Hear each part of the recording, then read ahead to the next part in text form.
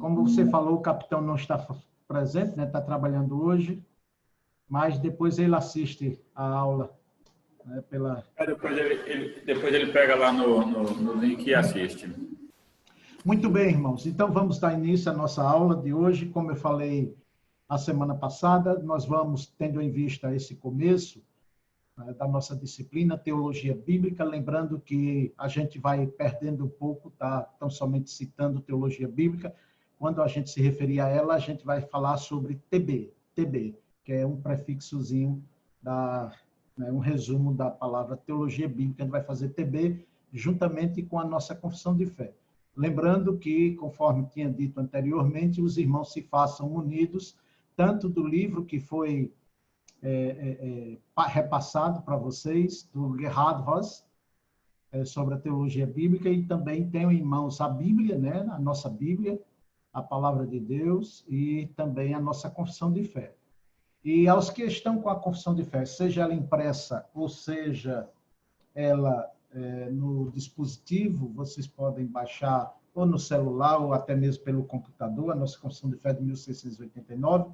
E eu inicio esse momento, a nossa aula de hoje, com a leitura do capítulo 7 da nossa confissão de fé, para a gente poder, como eu disse, a gente vai trabalhar os dois nesses momentos que teremos, em torno de 70 minutos, 75 minutos, nós teremos para tratarmos, à luz da revelação da Palavra de Deus, sobre a TB, a nossa TB. E iniciando o capítulo 7 da nossa confissão de fé, falando sobre... Pois não, reverendo? Pastor Jorge. Diga. Só para...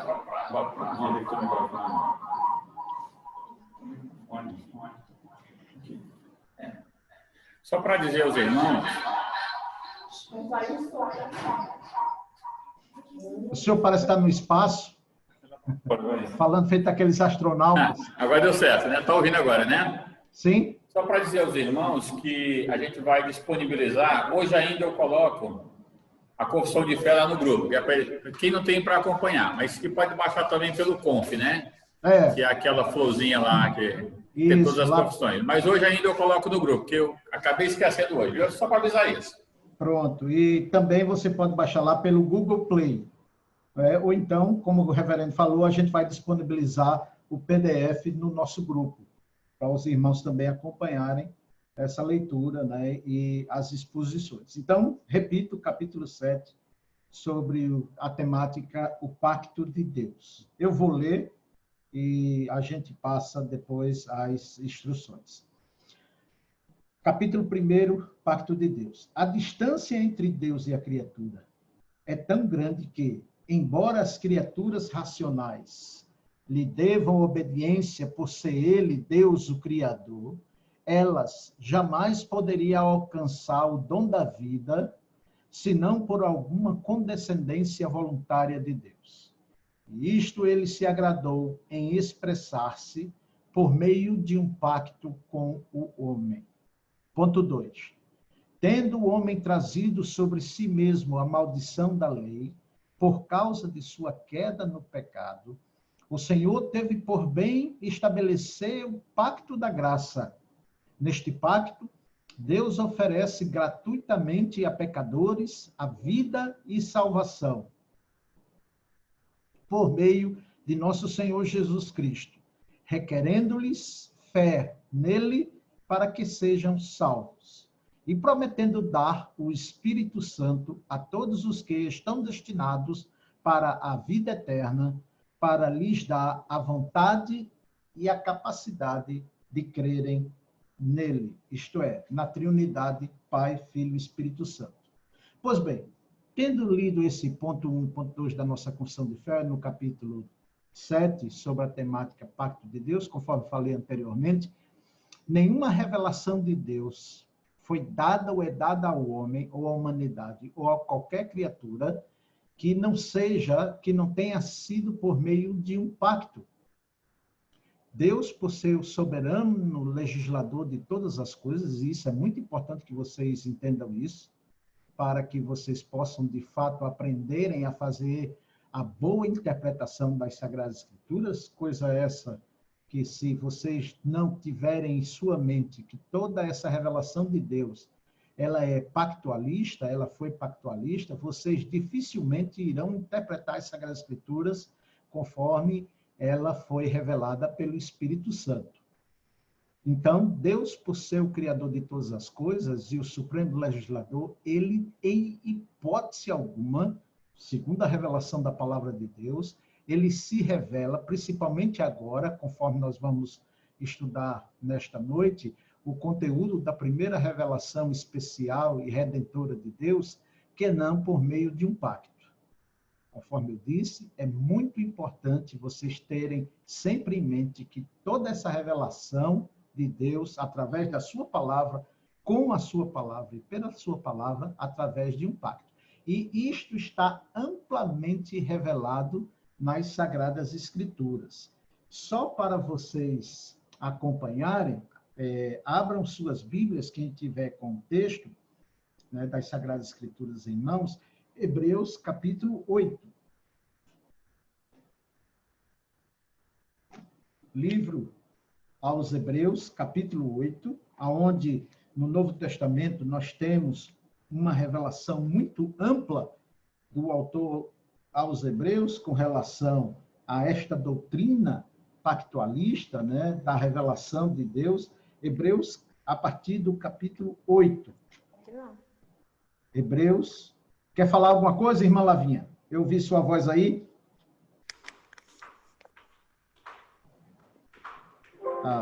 Ela deve ter falado com algum de seus filhos. Hebreus, capítulo 8, versículo 6 ao versículo 13. Hebreus 8, versículo 6 ao versículo 13.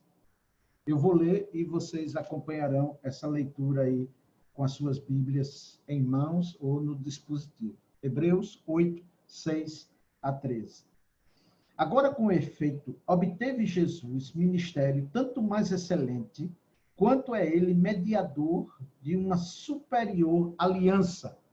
Lembre-se, aliança, ela é sinônimo de pacto, conforme nós falamos na aula passada, berit, né, e diáteke, que é aliança.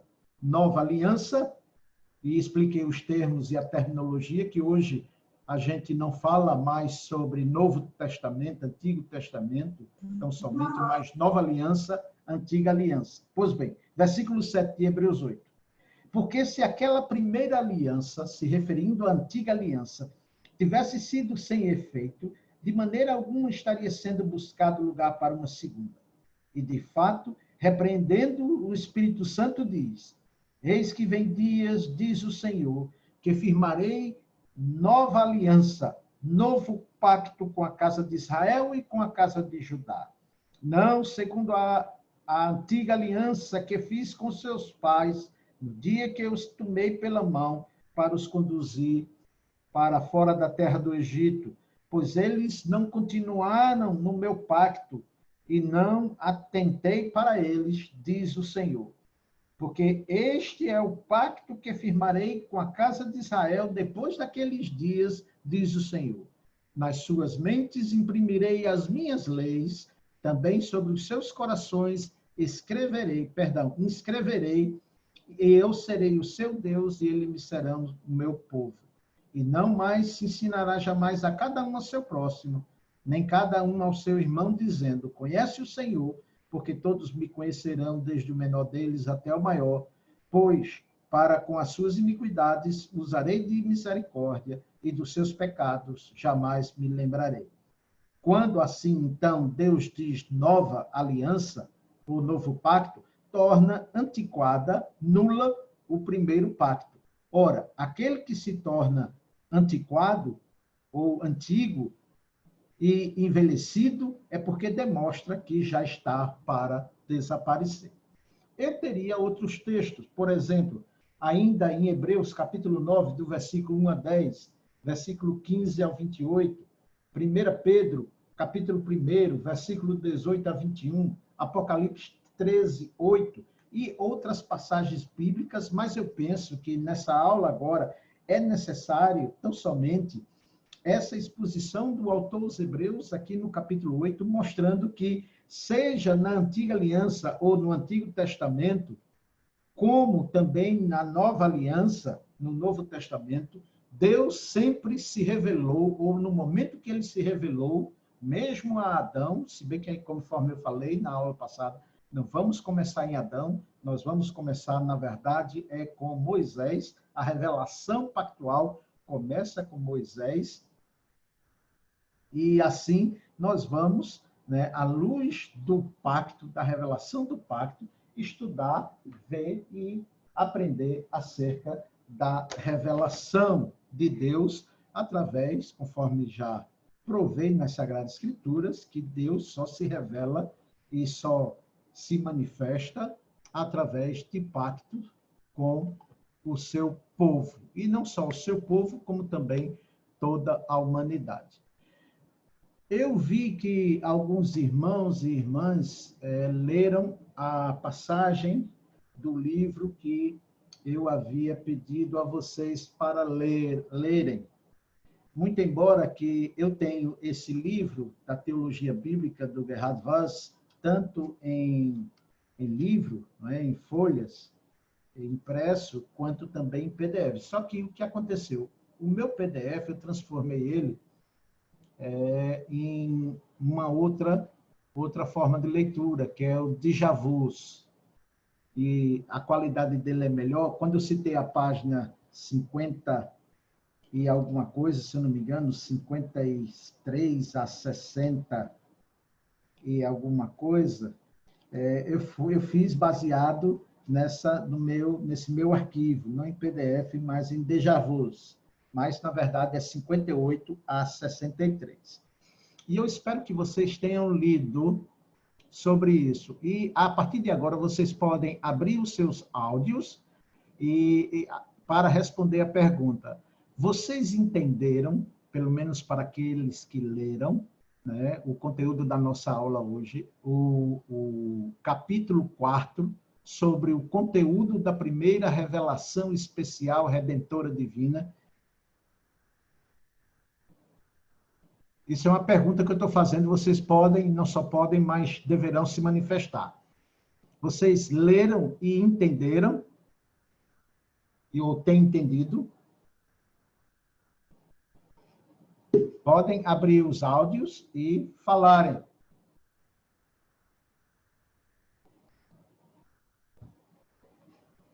Reverendo, o senhor leu?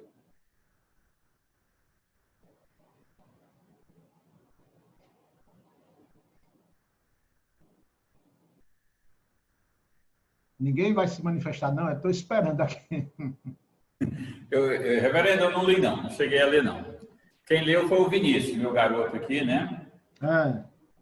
Mas ele disse que é difícil o assunto. Não entendeu muito bem, não. Certo. Pelo menos... Irmãos, olha, é muito, mas muito importante que vocês leiam. Não são textos compridos, não são textos longos. Tem que ler, porque senão não vai fazer sentido a gente continuar, né, com essa aula. Porque não é só eu que vou falar, vocês vão precisar falar para que eu possa entender e perceber em vocês o conteúdo do aprendizado. Então, vocês têm que ler, aproveitando enquanto vocês abrem o áudio aí, fazer esse incentivo, que tem que ler. Deus, quando... Pastor, Pois não. assim, eu vou dar a minha opinião. Não é que... Eu, particularmente, eu li. Certo. A irmã Lavinha, o primeiro capítulo e li o quarto que o senhor mandou, que é da página 58 a 63. Quem está falando aqui que eu não estou percebendo? A filha É do a pastor. Cátia. Cátia. Pois não, Cátia, diga. Só que, pastor, eu achei complicada a leitura daquele livro, eu não entendi muito, não. Eu entendo o conteúdo geral do que ele está falando. Por exemplo, esse capítulo 4, ele estava falando da graça que Deus deu quando ele deu a maldição lá na queda. Foi certo. Que em cada um das maldições que ele deu para a serpente, para a mulher, veio também a graça. Mas eu entendi mais, porque o Misael já tinha pregado sobre isso, porque a leitura mesmo do livro eu não entendi direito, não. Eu achei complicadíssimo. Pronto, ótimo. Eu sei que a leitura, né, principalmente sobre essa doutrina, ela é puxada, mas é por isso que nós estamos aqui. Vocês vão ler e aqui nas aulas, né, nós vamos sanar digamos assim, as dúvidas e trazer o entendimento do que está sendo, né, ofertado pelo autor do livro e pela nossa ministração. Então, é bom vocês se manifestarem, mesmo dizendo que não entendeu, porque é isso que eu quero. A gente espera que entendeu, que não entendeu, para a gente poder explicar e seguir adiante, né, com entendimento com relação a essa matéria. Por isso que, para facilitar o entendimento de vocês, eu estou fazendo, né, 2 aulas em uma. A confissão de fé, né, facilitando, que eu sei que os irmãos já estão mais familiarizados com ela, com a confissão de fé e o assunto nela tratado, como também sobre essa matéria. Vocês vejam que o autor, né, conforme nós lemos aqui, da página 58 à página 63, isso do PDF, ou então do meu programa Déjà Vu, ele fala sobre o que aconteceu no Éden. Ele não está falando sobre ainda o pacto em si, mas conforme quem leu aí, você veja que logo, e eu peço a vocês que abram o livro, no capítulo 4, né, cujo tema é o conteúdo da primeira revelação, ele inicia esse capítulo 4 dizendo: o termo redenção é usado aqui por antecipação. O que isso quis dizer? Que, conforme eu tinha dito na aula anterior, redenção está necessariamente contido à doutrina pactual, conforme nós lemos na nossa confissão de fé, no ponto 1º. A distância entre Deus e a criatura é tão grande que, embora as criaturas racionais lhe devam obediência por ser ele o Criador, só por isso, pelo fato de Deus ser o nosso Criador, e foi ele quem nos chamou à existência, só pelo fato de termos nascido, já somos mais do que devedores a Deus, sem condição de pedir, esperar ou exigir dele nada mais, nada menos do que pelo simples fato de termos nascido e estarmos respirando. Tudo mais, todo o demais, é tão somente manifestação da misericórdia dele. Ok? Então, primeiro, o que isso quer dizer? Deus não deve absolutamente nada a ninguém. Deus não deve nada a você, que está me ouvindo agora ou me vendo. Ele não deve nada, absolutamente nada a você. Principalmente depois de termos caído em tamanha transgressão, em tamanha rebelião contra Deus.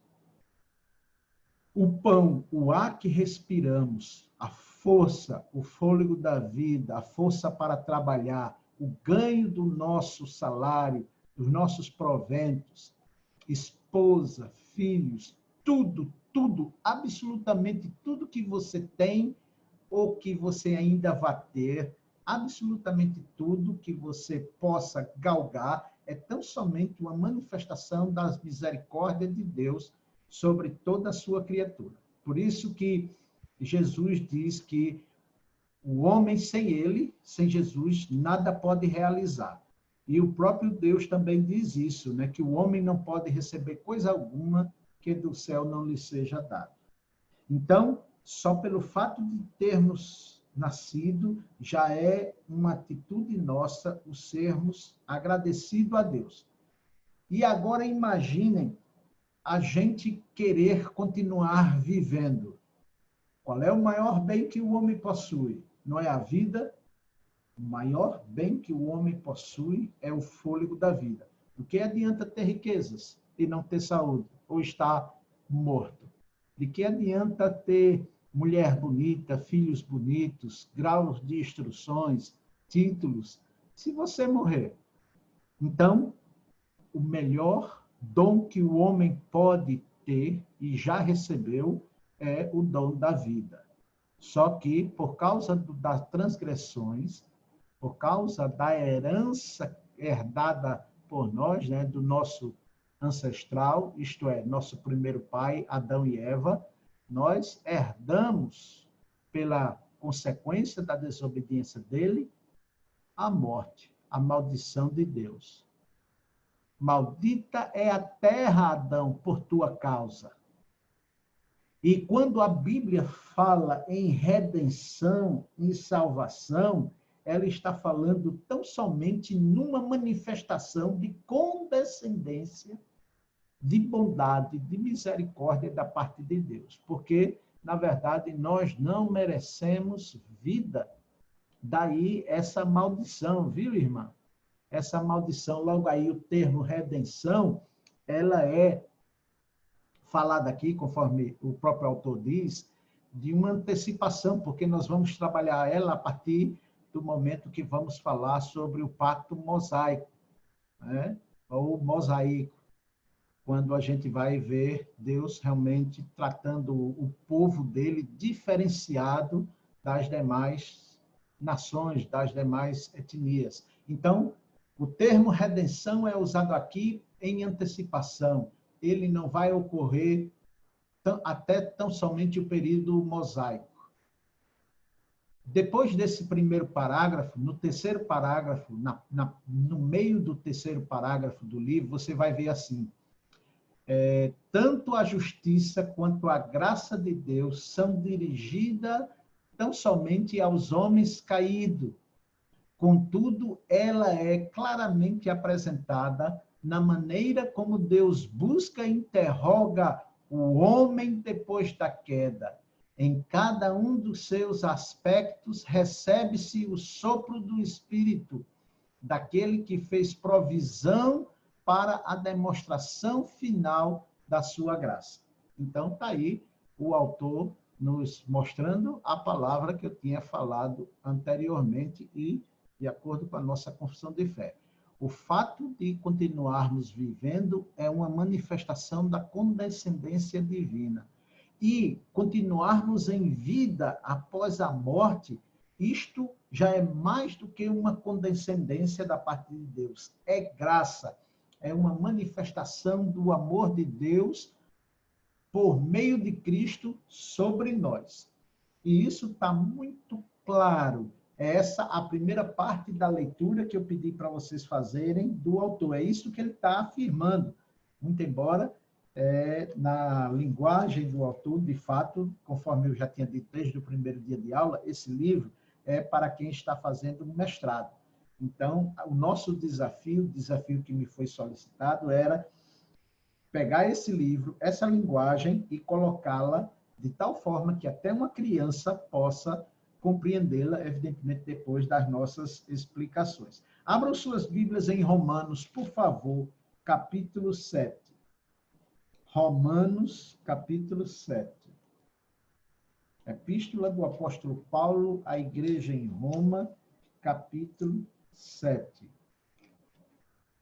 A partir do versículo 18. Romanos, capítulo 7, a partir do versículo 18.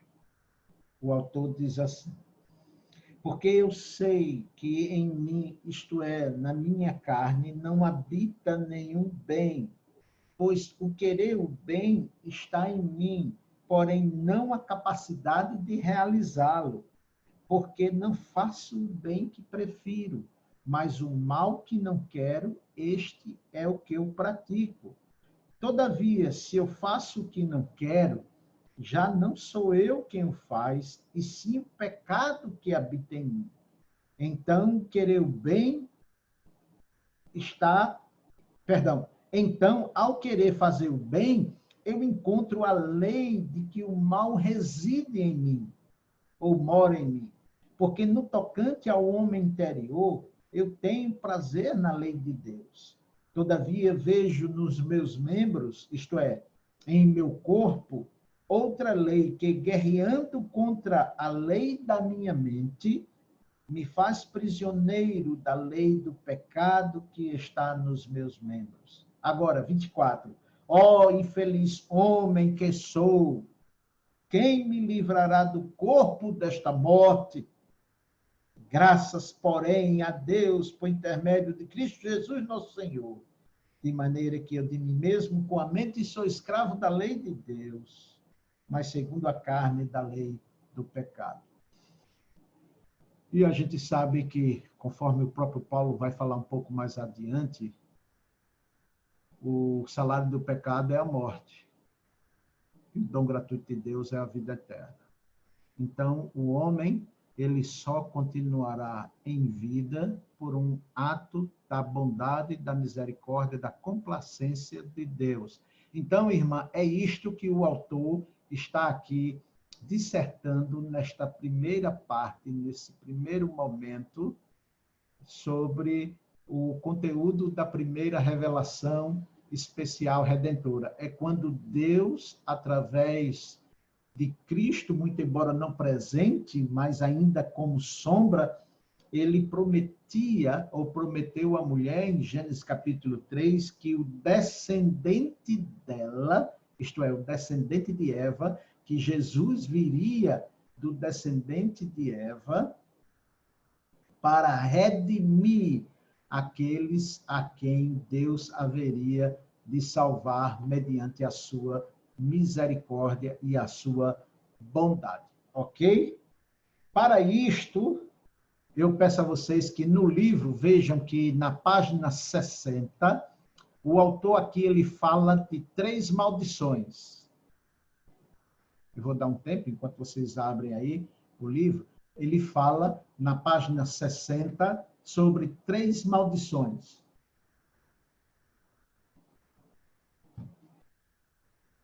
E repito, mesmo que vocês não entendam, vocês precisam ler.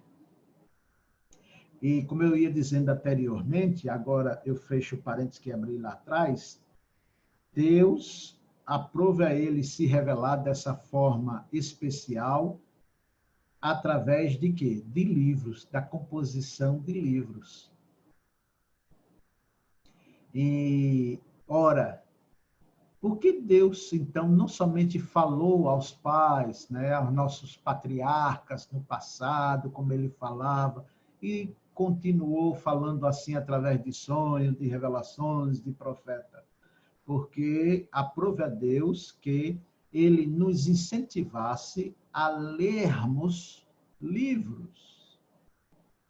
Se você tem dificuldade em leitura, como é que você vai ter conhecimento de Deus e do que ele tem revelado para você? Você já imagina um pastor, né, um líder, um professor, ele vai à sala de aula e não lê, e não estuda. Como é que ele vai dar um alimento sólido a você? E principalmente em se tratando da palavra de Deus. Ele vai mentir para vocês. Ele vai encher bolsa de linguiça, né? Não tem nada, ele não vai ter conteúdo. Por isso que Deus, e a própria Bíblia diz isso, que Deus se revelou através de livros da escrita para forçar seus filhos, para nos obrigar a lermos, a termos o hábito de leitura, porque toda a revelação dele é através de leitura. Através de leitura.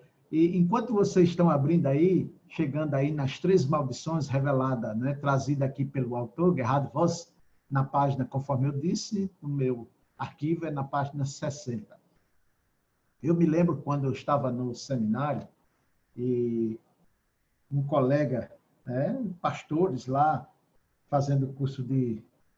se especializando, né, na leitura, no ensino, na tradução e também na interpretação das Sagradas Escrituras, que ele, logo quando chegou na igreja dele, isso lá de Pernambuco,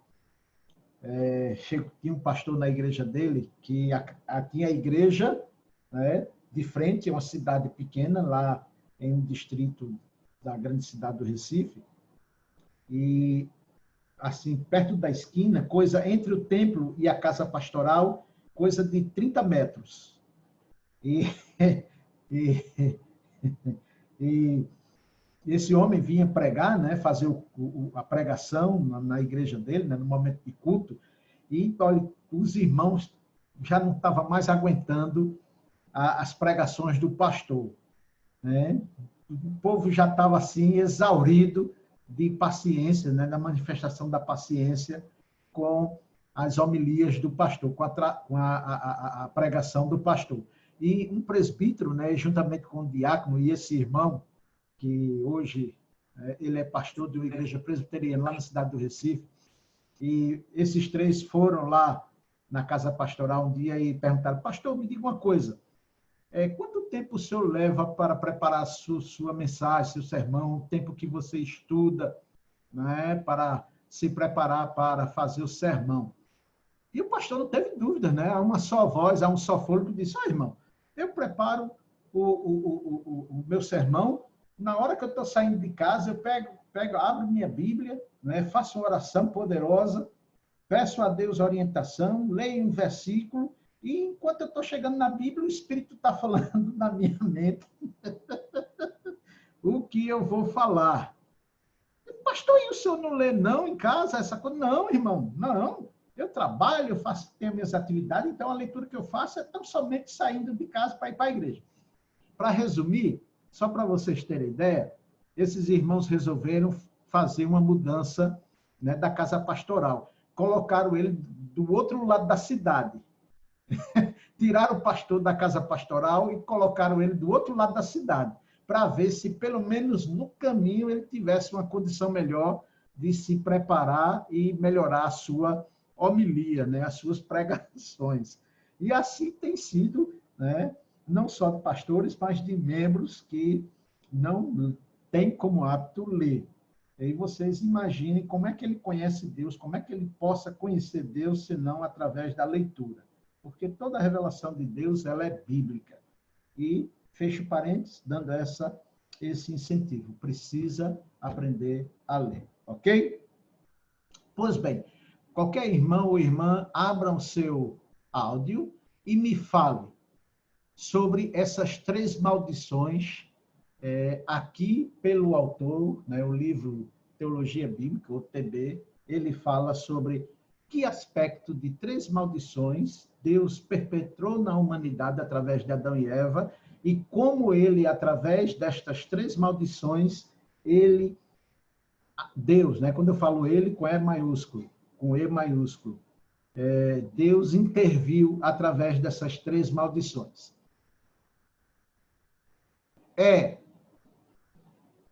A iniciativa... Isto. Sim, ok.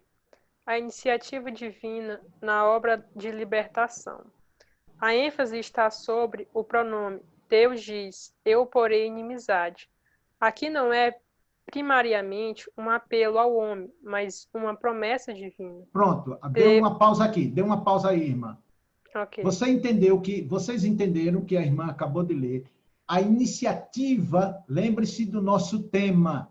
O tema que nós estamos tratando é o conteúdo da primeira revelação especial de Deus, quando ele, lá no Éden, no relato do capítulo 3, após a queda, que quando Adão e Eva ouvem, principalmente Adão, ouve a voz de Deus que vinha no jardim, e eles tinham corrido para se esconder diante da presença de Deus. Então, a partir do momento que Deus começa a dialogar com aquele casal, Adão e Eva, imediatamente Deus começa a proferir, né, sobre o homem, já no momento em que Deus interpela o homem, que Deus confronta o homem, já começa Deus ali a manifestar, né, o seu juízo, a sua sentença condenatória sobre aquela atitude, aquele mal praticado sobre o homem. Por isso, conforme a irmã leu, ele diz assim: eu porei inimizade. Viu, irmã? Quando ele diz assim, eu, você veja que o é maiúsculo, eu, né, o pronome eu, significa que Deus já perpetrou sobre a humanidade uma primeira maldição. O que isso significa dizer? Que quando se faz uma leitura apressada de Gênesis, ou de toda e qualquer porção das Sagradas Escrituras, você está cometendo um crime diante de Deus, tratando a Bíblia como se ela fosse um livro qualquer. Por que eu estou dizendo isso? Que geralmente as pessoas pensam que a maldição de Deus lançada sobre a humanidade está tão somente no fato de Deus trazer a morte na esfera humana ou na criação. Não, não, não, não, não. A primeira maldição de Deus contra a humanidade foi esta: eu porei inimizade entre os descendentes da serpente e o descendente da mulher. Conforme a irmã leu aí. A ênfase está sobre o pronome Deus diz, eu porei inimizade.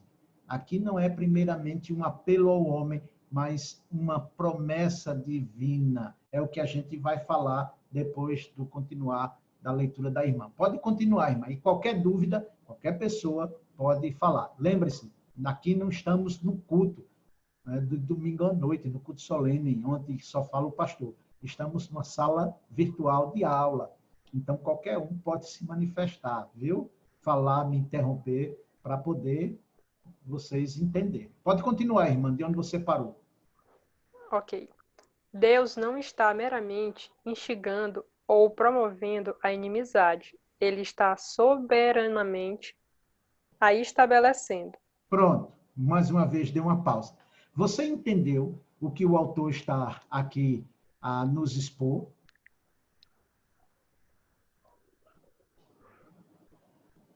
A irmã que fez a leitura. Não.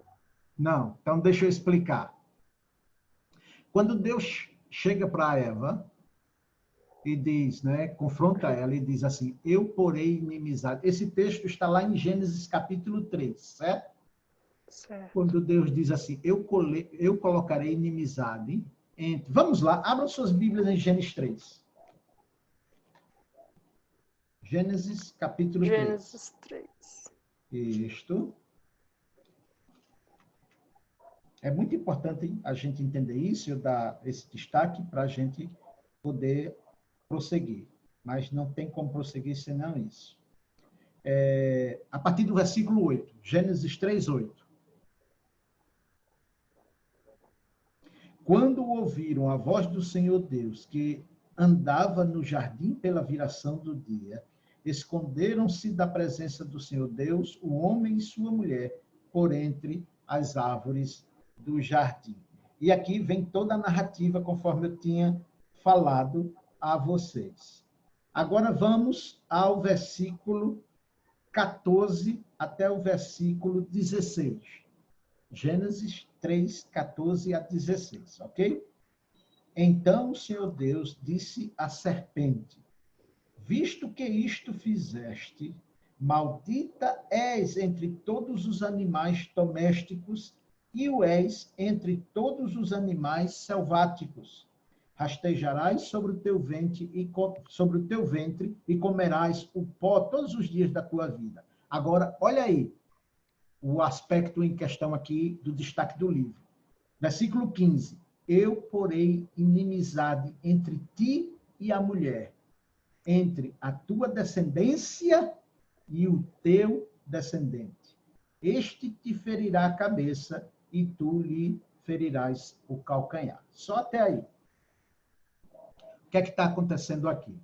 A partir do momento que Eva deu voz, né, deu ouvidos à voz de Satanás, ela criou uma amizade com Satanás. Houve um relacionamento ali estabelecido entre as trevas com que deveria continuar sendo luz. E o primeiro ato de juízo de Deus à humanidade caída foi fazer separação, fazer inimizade entre os filhos da luz com os filhos das trevas. É muito importante você entender isso quando Deus diz que os descendentes da serpente, muito embora viesse da própria mulher, cobra gera cobra. Deus está falando através de uma alegoria. se referindo à semente da mulher, da humanidade agora, que por causa da condescendência de Eva, a da vazão, a investida de Satanás, ela criou um laço com Satanás e o primeiro ato de juízo de Deus foi quebrar, desfazer essa aliança, desfazer essa amizade. Está entendendo, irmã? É isso que o autor está falando aqui. É isso que a TB, conforme eu disse nas primeiras aulas, que ela vai a fundo, ela vai pegar o texto, a historicidade do texto, a narrativa do texto, para se fazer entendido. Por isso que em todas as Sagradas Escrituras, seja na Antiga Aliança, na Nova Aliança, mas principalmente na Antiga Aliança, quanto Deus se irritava quando o seu povo procurava estabelecer amizade com as nações estrangeiras, com os filhos da serpente. Deus trouxe inimizade entre crentes e descrentes, por isso que ele odeia união, amizade de crentes com descrentes, e Paulo vai falar muito acerca disso lá na Nova Aliança, né, nas epístolas que ele escreve às igrejas, que união há entre luz e trevas. Não sabeis que nenhuma amizade há entre Cristo e Satanás? É incrível como crentes ainda, mediante o pecado lá do Éden, ainda buscam desfazer essa maldição que Deus fez, essa separação. Não pode haver união entre os filhos da luz, isto é, do descendente, se referindo a Cristo, com os incrédulos. Não pode. É isso que está em jogo aqui. A primeira maldição de Deus acerca, como resultado da queda da mulher, foi que Deus haveria de separar os filhos da luz, a qual Deus iria manifestar graça, e tomar esse povo para si, com os filhos das trevas, o filho da serpente, tipologicamente. A senhora entendeu, irmã? Agora o que é que a senhora leu aqui? Sim, ok. Pronto. Muito bem. A segunda maldição, B.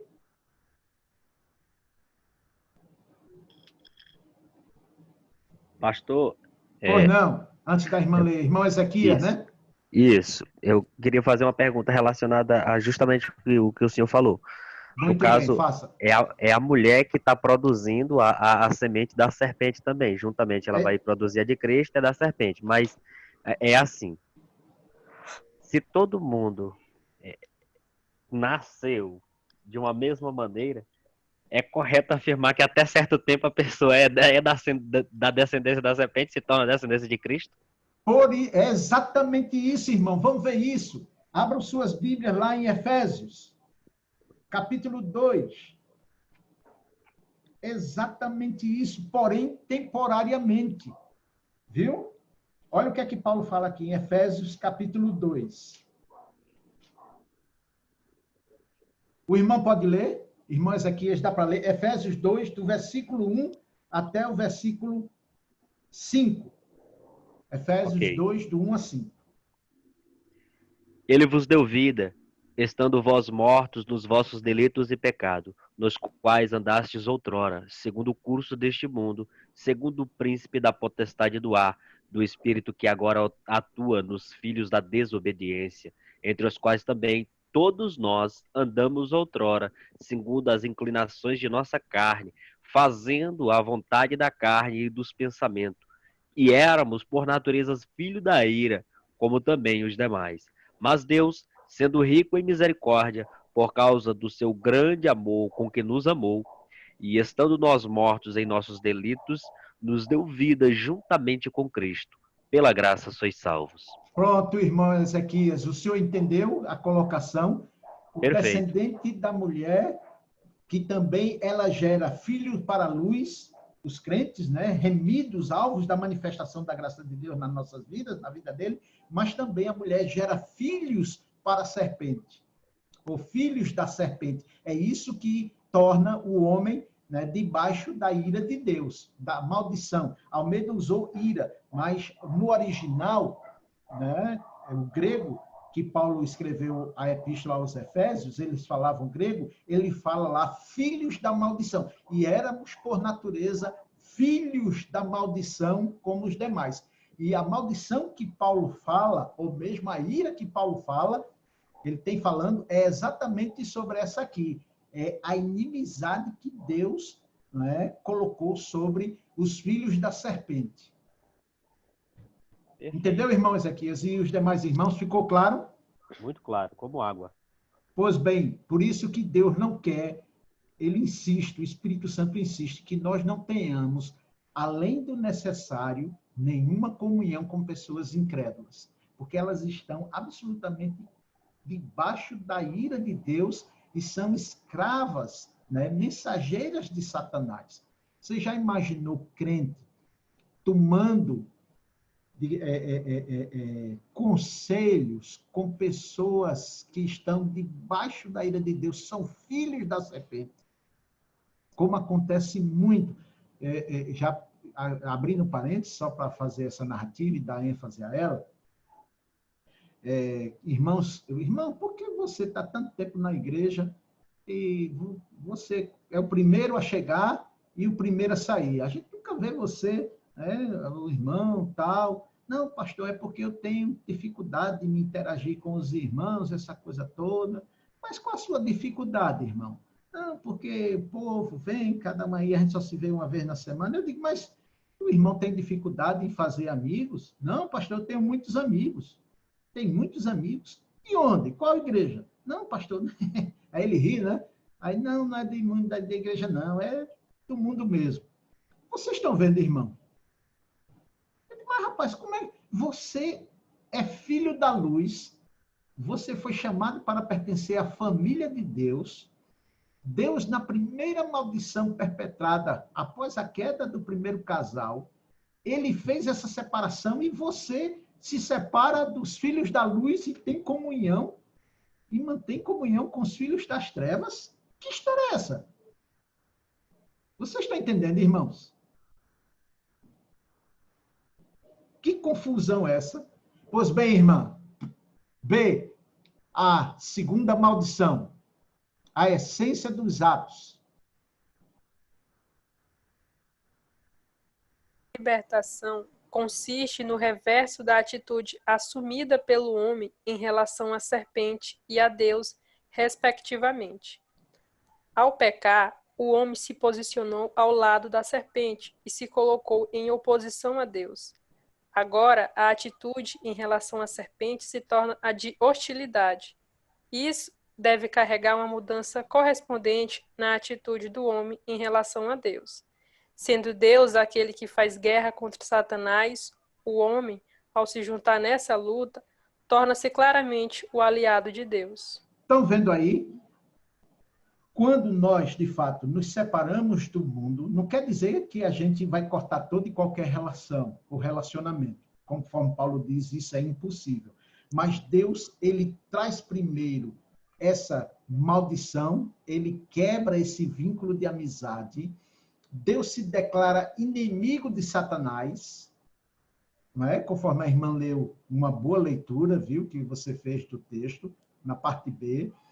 E Deus faz essa separação para que nós não tenhamos nenhuma comunhão, não só com as pessoas ímpias, né? As pessoas que não são crentes, mas também elas são, de fato, inimigas de Deus, declarada pelo próprio Deus. Deus faz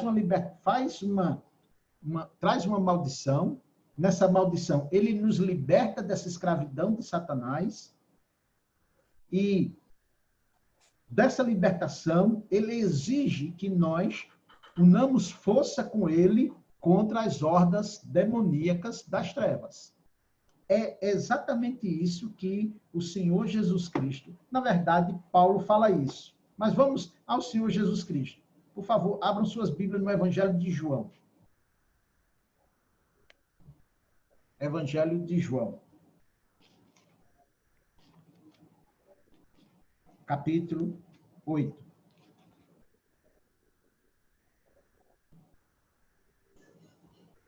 A partir do versículo 42.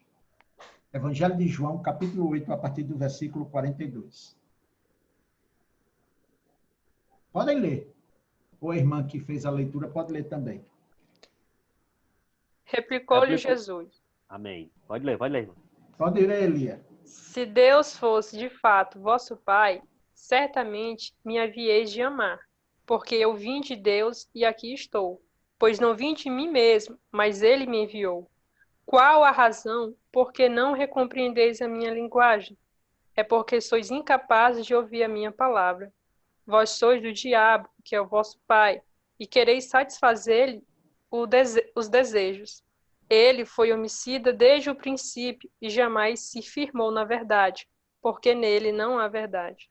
Quando ele profere mentira, fala do que lhe é próprio, porque é mentiroso e pai da mentira. Mas porque eu digo a verdade, não me credes. Quem dentre vós me convence de pecado? Se vos digo a verdade, por que razão não me credes? Quem é de Deus ouve as palavras de Deus. Por isso, não me dais ouvidos, porque não sois de Deus. Está vendo aí, irmã Lia? Não, só até aí. Obrigado. Ok. Ficou claro? Olha, quem é de Deus ouve e pratica, obedece à palavra de Deus. Ao contrário disso, é se fazer ou insistir em se fazer inimigo de Deus. Não há comunhão entre luz e trevas. Não pode haver comunhão entre luz e trevas, além daquilo que é necessário. Olha, irmã Lia, por favor, ainda no Evangelho de João, capítulo 8, leia o versículo 34 ao versículo 36. Replicou-lhe Jesus: em verdade vos digo, todo o que comete pecado é escravo do pecado. O escravo não fica sempre na casa, o filho sim, para sempre. Se, pois, o filho vos libertar, verdadeiramente sereis livres. A senhora entendeu porque pedi para você fazer essa leitura aqui do versículo 34 a 36 de João 8. Jesus está se referindo a essa primeira maldição de Deus ao fazer separação entre os filhos da luz e os filhos das trevas. Por isso que Jesus diz, olha, replicou-lhe Jesus, em verdade vos digo, todo que comete pecado é escravo do pecado. Isto é filho das trevas. E Jesus diz, olha, o escravo não fica para sempre na casa. O filho, sim, para sempre. E aí vem a bênção em meio à maldição. Quando, no versículo 36, ele diz, Jesus, se, pois, o filho vos libertar dessa escravidão, dessa condição de filho das trevas, verdadeiramente sereis livres. É o texto que, linearmente, ele corrobora com o que Paulo, nós lemos lá em Efésios, capítulo 2, não é? Do versículo 1 até o versículo 7, ou foi 6, por aí. Ficou claro isso? Sim. Pois bem, terceira maldição, C. A continuidade da obra de libertação é declarada. A inimizade se estende à semente da mulher e da serpente. A promessa de Deus é que ele manterá a inimizade na linhagem humana e não permitirá que ela desapareça. A expressão semente da mulher indica que o organismo da raça será trazido para dentro do círculo de redenção, o que não significa, é claro, que todos os indivíduos se tornarão inimigos da serpente. O ponto é que Deus não salva indivíduos meramente, mas ele salva a semente da mulher. Pode continuar, irmã. Com referência à semente. Ok. Com referência à semente da serpente, existem duas visões. De acordo com uma, essa expressão designa aquela parte da raça humana que continua do lado da serpente. Nesse caso, semente é usada metaforicamente. A objeção a essa ideia é que, como está colocada, a semente da serpente seria, ao mesmo tempo, parte da semente da mulher, em que as duas aparecem distintamente separadas. Como resposta a isso, se diz que, de agora em diante, somente os aliados de Deus constituem a verdadeira humanidade, que somente eles merecem ser chamados de a semente da mulher. Parece mais plausível buscar a semente da serpente fora da raça humana. O poder do mal é um poder coletivo, um reino do mal do qual Satanás é o cabeça. Os espíritos malignos são chamados de uma semente da serpente para assimilar a imagem dela na cláusula correspondente.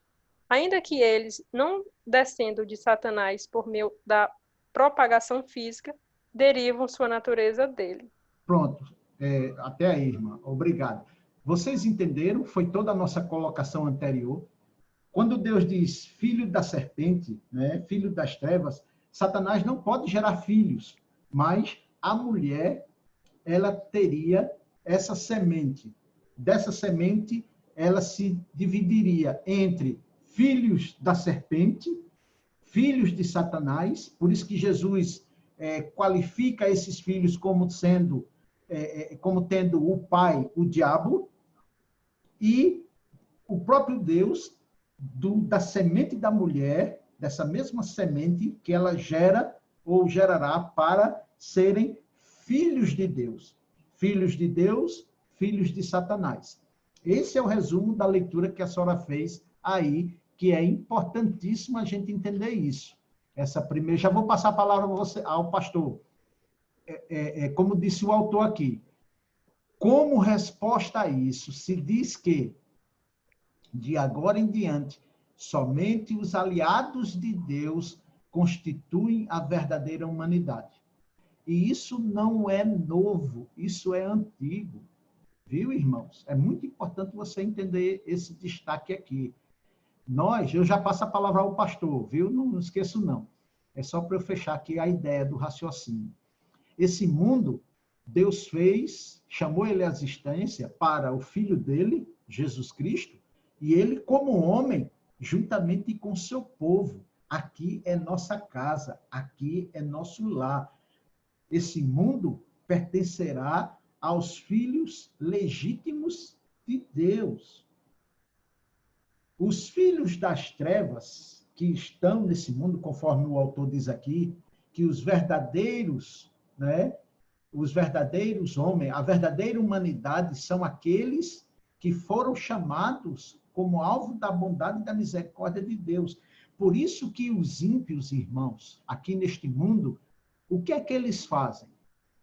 Quanto mais ricos forem, mais eles querem lançar mão da terra, destruir a terra, devastar as matas, devastar as florestas, porque o quanto ele puder destruir esse mundo, consciente ou inconscientemente, eles fazem porque eles são filhos das trevas.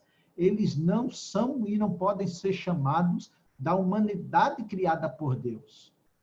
Ou filhos de Deus, porque eles são destrutíveis, eles são beligerantes. Isto é, eles se destroem.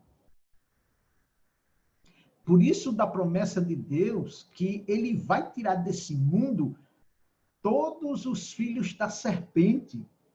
E é esse ato que vai acontecer quando Jesus voltar a esta terra. Não essa terra, não é que ela será transformada, mas os filhos de Satanás, os filhos da serpente, eles serão tirados da terra, da casa de Deus, porque eles são a erva daninha, eles são sanguessuga. Na verdade, essa humanidade caída, eles são parasitas. É um reino de parasitas. Então, lembrado que é parasita, né?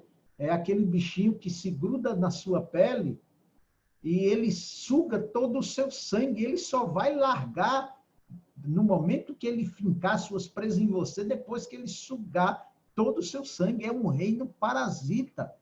Por isso que o autor diz, pela palavra, pelas Sagradas Escrituras, que a humanidade genuína é tão somente aqueles filhos de Deus. Os filhos das trevas, irmãos, são, na verdade, um parasita. Pode ver, as maiores riquezas concentradas no mundo estão nas mãos desses parasitas. E a forma que eles conseguiram galgar essas riquezas foram porque ele sugou da terra, ele sugou de mim, de você, de nós, ele suga do seu próximo, ele só quer para ele, e mesmo que, ao fato dele querer amealhar toda essa fortuna, toda essa riqueza, se for necessário, ele destruirá a própria terra, a própria casa, a qual ele habita, porque ele é filho das trevas. É isso que a senhora leu, irmã. É o que o autor está dizendo aqui na parte C, nesse ponto C. Alguma pergunta? Pastor, pode se manifestar. Pastor Ronaldo.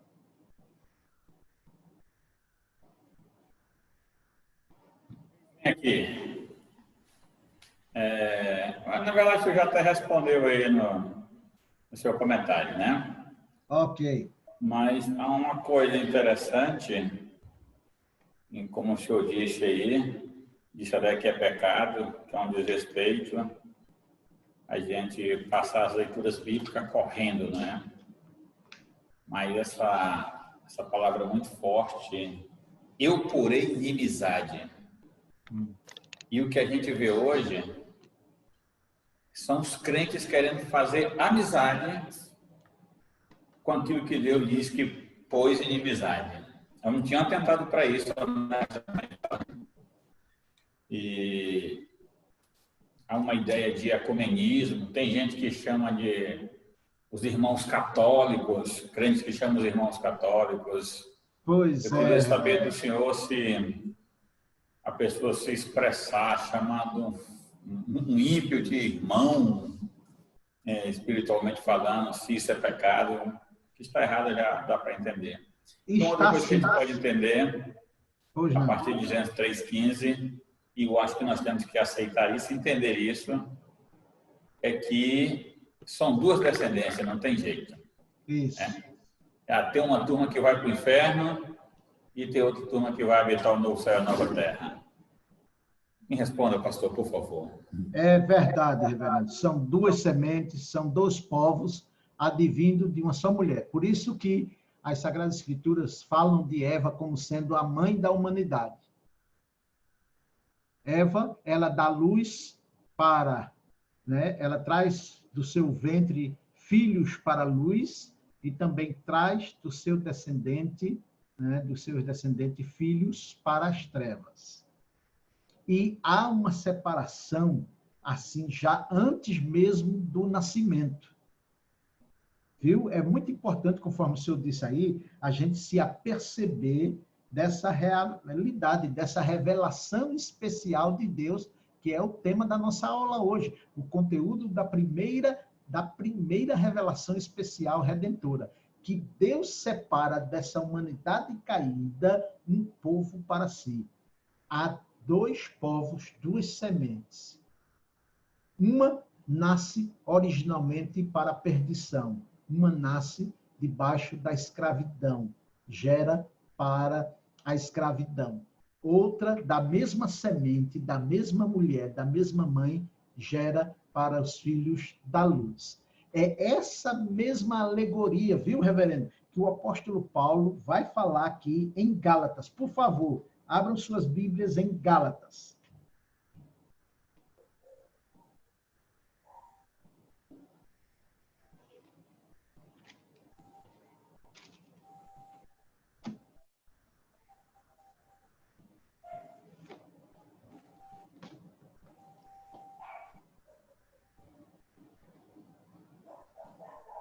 Aguarde só um instante aqui que eu bati aqui, aí eu me adiantei.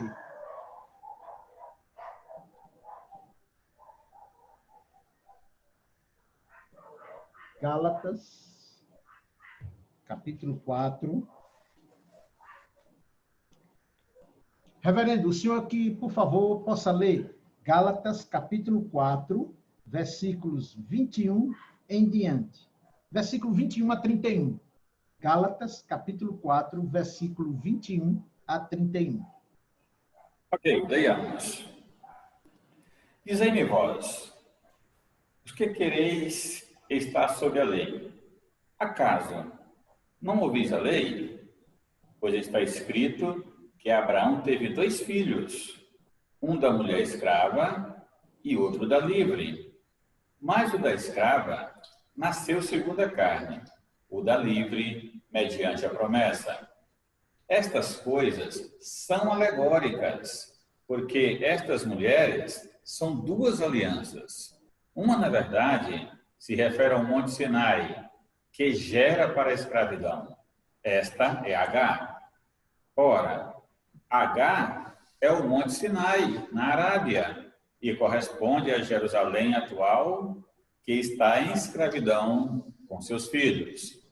Mas a Jerusalém lá de cima é livre, a qual é nossa mãe, porque está escrito: alegra-te, ó estéreo, que não dás à luz. Exulta e clama, tu que não estás de parto, porque são mais numerosos os filhos da abandonada que os da que tem marido. Vós, porém, irmãos, sois filhos da promessa, como Isaque, como, porém, outrora, o que nascera segundo a carne, perseguia ao que nasceu segundo o Espírito. Assim também agora. Contudo, que diz a Escritura? Lança fora a escrava e seu filho, porque de modo algum o filho da escrava será herdeiro com o filho da livre. E assim, irmãos, somos filhos não da escrava, e sim da livre. Amém. Glória a Deus. Está respondido, reverendo. Respondidíssimo. É incrível como você pode fazer, qualquer um pode fazer essa leitura e não entender que Deus, desde o início, ele fez separação entre dois povos. De um povo só, caído, éramos, por natureza, filhos da ira como os demais. Porém, como ele diz, mas Deus, todavia, por causa da sua bondade e do seu amor, que muito nos amou em Cristo Jesus, ele nos separou dessa humanidade caída, desses filhos das trevas por direito de nascimento. Ele separa esse povo, manifesta graça, faz com que seu filho venha morrer para redimirmos dessas maldições, né? Hoje nós vimos 3, depois vamos ver mais, né? Outras maldições, a própria morte, o sofrimento humano. E dentre essa humanidade, Deus, ele torna essas pessoas seus filhos. Por isso que a Escritura diz: Deus deu-lhes o poder de serem chamados filhos de Deus, a saber, aqueles que creem em seu nome. Porém, aos filhos das trevas, como disse Paulo assim, olha, contudo, que diz as Escrituras, versículo 30, lança fora a escrava e seu filho. Foi o que Deus fez com os filhos da serpente. Lembre-se que aqui é uma alegoria de duas alianças. A aliança da morte, a aliança da vida. Pacto da morte, pacto da vida. Contudo, que diz as Escrituras, lança fora a escrava e seu filho, porque de modo nenhum o filho da escrava herdará as mesmas riquezas que os filhos da livre, mediante Cristo Jesus. Olha para aí. Perguntas? Ei, pastor Jorge. Pois não? Só queria esclarecer aqui acho que é na terceira maldição, né, que fala, parece mais na página do livro. Parece mais plausível buscar a semente da serpente fora da raça humana. Quer dizer que é mais comum a gente ver que os filhos da serpente não estão dentro das pessoas, mas sim coisas, como que eu posso dizer, tipo, coisas sobrenaturais, assim. Sim, sim. Por isso que, muito bem observado, irmã, por isso que Deus diz, vós sois filhos, né? Ele não fala da serpente diretamente, né, como uma simbologia, mas filhos espirituais de Satanás. Certo, então... É filhos espirituais de Satanás. Entendeu? Mesmo advindo, porque a raça humana ela é oriunda de uma única, né, de uma única mulher, Eva. Mas esses filhos das trevas aí, tipologicamente, como disse o autor, é mais correto a gente afirmar que eles são filhos espirituais, não da mulher necessariamente, mas de Satanás. Por isso que Jesus disse, olha, vocês têm um pai, e o vosso pai não é Deus, porque se fosse Deus, vocês me amariam e fariam o que eu mando. Mas vocês têm como pai espiritual o diabo. Tá certo. Entendeu, irmão? Compreendido. Ok. Qualquer dúvida pode falar, viu? Muito bem, irmãos. Vamos caminhando para finalizar, né? Por finalmente. Alguém, por favor, lê aí a parte semente no nosso do livro. No livro? No D, né? No D, aí terminou o ler, aí tem, né? Em negrito, semente. Ah, sim. Pode ler, irmã, continue. Ele vai falar exatamente isso. Quanto à palavra semente, não há nenhuma razão para que evitemos o sentido coletivo em qualquer dos casos. A semente da serpente tem de ser coletiva, e isso determina o sentido da semente da mulher. Entendeu? Dê uma pausa. Foi o que eu acabei de falar para a irmã. A semente da serpente tem de ser coletiva. E isso determina o sentido da semente da mulher. Por isso que, quando Jesus diz, vós tende por pai Satanás, ele está falando de um povo. Não é de um indivíduo, é de um povo. Né? É um coletivo, não é um indivíduo, é um coletivo. Esse coletivo é os filhos da serpente. Certo? Certo. Muito bem. Pois não, irmão? Alguma pergunta? Pode falar. Na parte, você pula aí um pouquinho, aí tem a promessa.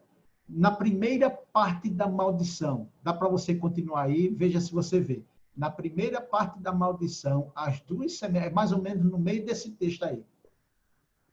Na primeira parte da maldição, as duas sementes. Sim. Pronto, continue lendo daí. Na primeira parte da maldição, as duas sementes são postas em contraste. Aqui, o contraste é entre a semente da mulher e a serpente. Pronto. Não, continue. Isso sugere que, como no clímax da batalha, a semente da serpente será representada pela serpente. Da mesma maneira, a semente da mulher deve encontrar seu representante numa única pessoa. Contudo, não estamos autorizados a buscar uma referência exclusiva ao Messias aqui, como se somente ele estivesse sendo indicado pela expressão semente da mulher.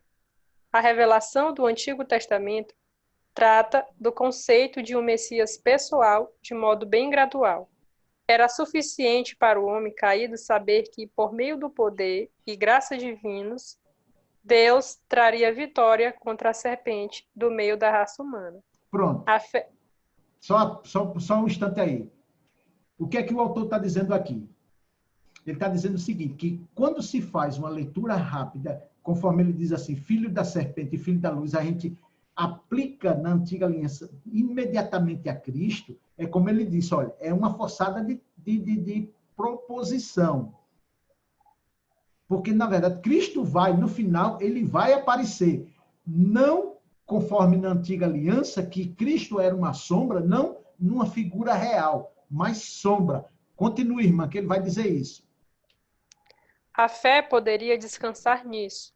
O objetivo da fé deles era muito menos definido do que o nosso, uma vez que conhecemos o Messias pessoal. Entretanto, a essência dessa fé era a mesma quando considerada no seu aspecto subjetivo, confiança na graça de Deus e seu poder de trazer libertação do pecado. Pronto. Até aí. Obrigado, irmã. O que é que a gente define? Que Cristo, ele não está nessa promessa, está, mas como sombra. Como sombra. Os irmãos, assim como nós, hoje, né, os irmãos do passado, eles tinham que olhar para o Messias, na antiga aliança, como sombras. Hoje, nós vemos o Messias pessoal, porque conhecemos já Jesus, né, porque ele já veio a esse mundo.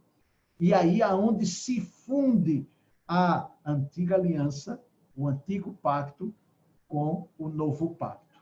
E a quarta e última maldição, para a gente terminar, é com relação ao sofrimento humano.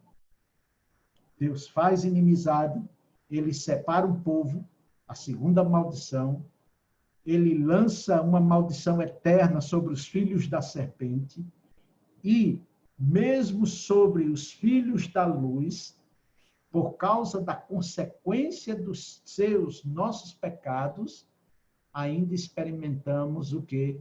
O sofrimento humano. Conforme está aí em negrito, não é? O que finaliza esse capítulo 4.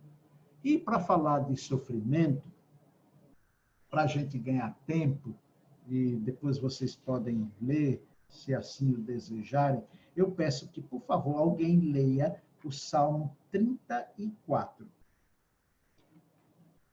Salmo 34.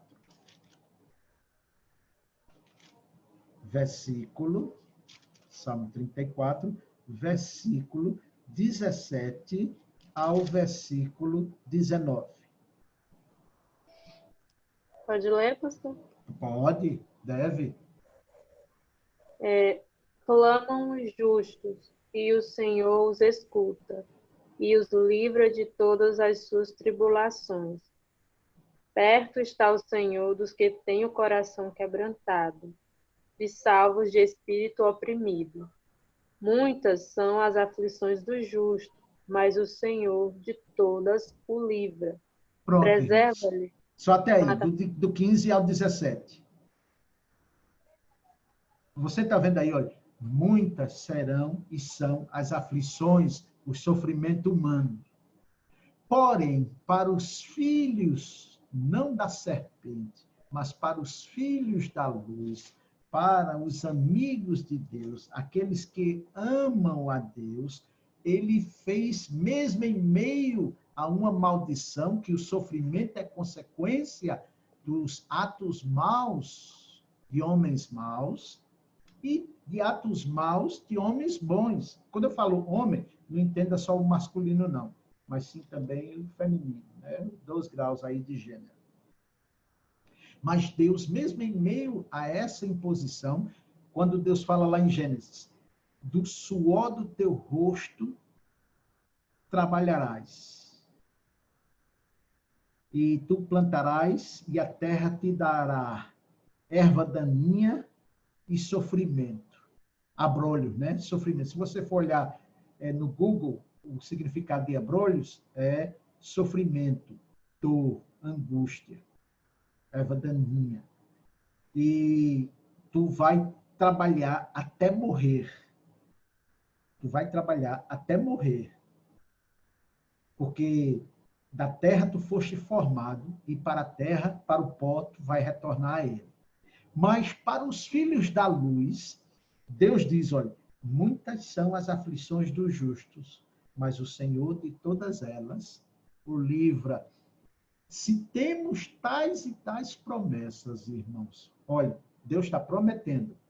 Eu sei que são muitas as suas lutas, muitos os seus problemas, os seus sofrimentos, suas adversidades, mas não uma, 2 ou 3, de todas elas, eu, o Senhor, Yahvé, o livrarei. Mediante essa promessa, sabe qual deve ser a minha, a sua, a nossa reação sempre diante do nosso Deus? Abram suas Bíblias em Tiago. Eu vou pedir ao pastor que, por favor, faça essa leitura. Tiago, capítulo 1, versículos de 1 a 4. Tiago, capítulo 1, versículo de 1 a 4.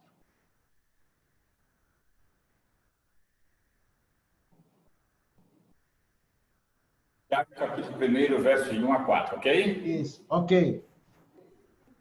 Tiago, servo de Deus e do Senhor Jesus Cristo, as 12 tribos que se encontram na dispersão, saudações.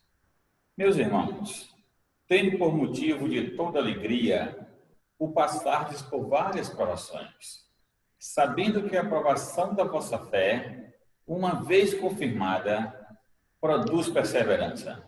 Ora, a perseverança deve ter ação completa, para que sejais perfeitos e íntegros, em nada deficientes. Pronto.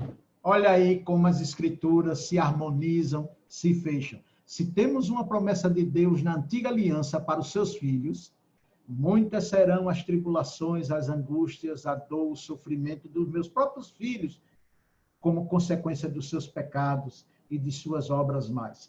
Todavia, por serem eles meus filhos, de todo esse sofrimento eu vou livrar eles. E aqui cabe. Oh, glória! E aí, olha o que é que Tiago diz. Irmãos meus, mediante tais promessas, de todas elas eu livrarei, tende por motivo de toda alegria o passardes por várias provações. Ora, se Deus prometeu, e ele não pode mentir, eu minto, você mente, nós mentimos. Mas Deus não mente. Olha que teologia pura, olha que teologia bíblica. Deus não mente. Sabendo que a dor e o sofrimento vai bater a minha porta, mas ela vai bater e pela mesma porta que ela entrou, ela vai sair. Porque Deus transforma nossas dores em motivos de alegria. Tendo por motivo de toda alegria passados por várias provações, sabendo que a provação da vossa fé, uma vez confirmada, ela gera um fruto, e esse fruto é a capacidade que, mesmo em meio às provações, você continuar crendo, exercendo sua fé em Deus. E que, no final, você, eu, nós seremos mais do que vencedores, apesar de. Alguma pergunta? Alguma dúvida ainda? Assim, encerramos a nossa aula hoje, o 4º capítulo, e na próxima semana, se Deus assim permitir, dando sequência, nós vamos ao capítulo 5, a revelação noaica e o desenvolvimento que conduz a ela.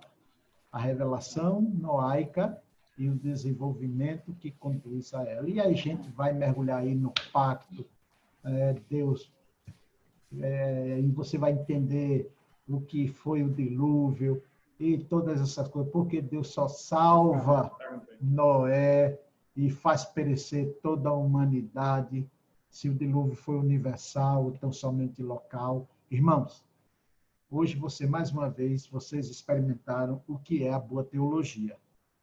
Apesar de um pouco complicada, mas no tempo a gente vai se familiarizando com ela, com essa leitura, e tenho certeza que você vai louvar muito o seu Deus, o nosso Deus, por tudo aquilo que você tem aprendido e por tudo aquilo que Deus tem se revelado através da sua palavra. Desde que você tenha a palavra de Deus como, de fato, ela é a palavra de Deus, e que você precisa ler ela e precisa se tornar discípulo das Sagradas Escrituras.